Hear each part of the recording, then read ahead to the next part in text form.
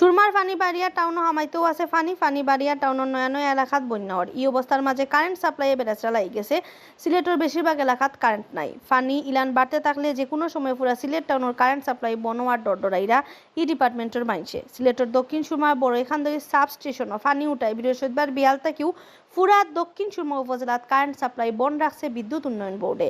উপশহর সাবস্টেশনও funny উঠি গেছে, যে কারণে সাবস্টেশনের আন্ডারে থাকা 3টা ফিডারও কারেন্ট সাপ্লাই বন্ধ রাখা হয়েছে। পানি আরো বাড়লে পুরা সাবস্টেশন বন হওয়ার ডরডরাইরা বিদ্যুৎ উন্নয়ন বোর্ডের মানছে। এবার বৃহস্পতিবার থেকে ফানি উঠা আরম্ভ হয়েছে কুমারগাঁও 132/33 কেবি গ্রিড সাবস্টেশন। শুক্রবার ফানি বাড়িয়া স্টেশন বন হওয়ার যোগ্য হয়ে গেছিল। কুমারগাঁও পাওয়ার স্টেশনও ফানি হামানির খবর পাইয়া শুক্রবার বিয়ানে জাগাত গেছেন সিলেট সিটি কর্পোরেশনের মেয়র আরিফুল হক চৌধুরী। তাইন বিদ্যুৎ উন্নয়ন বোর্ডের ইঞ্জিনিয়ার অকলর লগে মাতিয়া স্টেশনের সকল বাইদি বান দিয়া হিসিয়া ফানি বারহরিয়া খামও আতলৈছেন। এর বাদেও পাওয়ার স্টেশন বাসানির খামও লামছে আর্মি। বালু আর মাটির বড়া বস্তা দিয়া ফানি আটকানিয়ে আর হিসিয়া ফানি বার করার চেষ্টা চলে। বিদ্যুৎ উন্নয়ন বোর্ডের সিলেটের চিফ ইঞ্জিনিয়ার আব্দুল কাদিরে কইছেন, কুমারগাঁও তাকি নানান সাবস্টেশন দিয়া পুরা সিলেট বিভাগও কারেন্ট সাপ্লাই দেওয়া হয়। পানি বাড়লে পুরা স্টেশন বন্ধ রাখা লাগবো আর ইলান ওইলে পুরা সিলেট বিভাগও কারেন্ট সাপ্লাই বন্ধ থাকবো।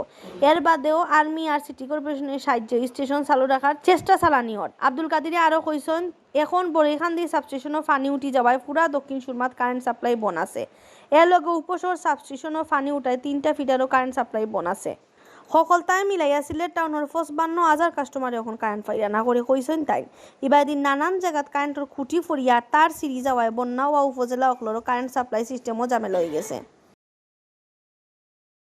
দুপুর 12টা থেকে বন্ধ করা হয়েছে। আন্ডারগ্রাউন্ডে পানি ঢুকে গিয়েছে এবং এখন ইঞ্জিন রুমগুলোতে পানি ওভারফ্লো হয়ে ইঞ্জিনের বেস পর্যন্ত চলে আসছে। কিছুক্ষণের ভিতরে যদি এটাও কন্ট্রোল করা না যায় তাহলে আমাদের ইঞ্জিন অল্টারনেটরগুলোতে পানি ঢুকে যাবে এবং এখানে হাজার হাজার কোটি টাকা আমাদের ক্ষতিগ্রস্ত হবে।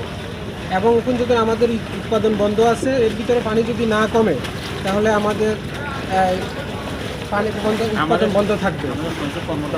এখন আমাদের এখানে সবাই, আমাদের কর্মচারী কর্মকর্তা যারা আছে সবাই মিলে একসাথে আপ্রাণ চেষ্টা করতেছে কোনো রকমের পানিগুলো বালি বস্তা দিয়ে কোনো রকম পানি ঠেকানো যায় কিনা, সেভাবে আমরা আপ্রাণ চেষ্টা চালিয়ে যাচ্ছি।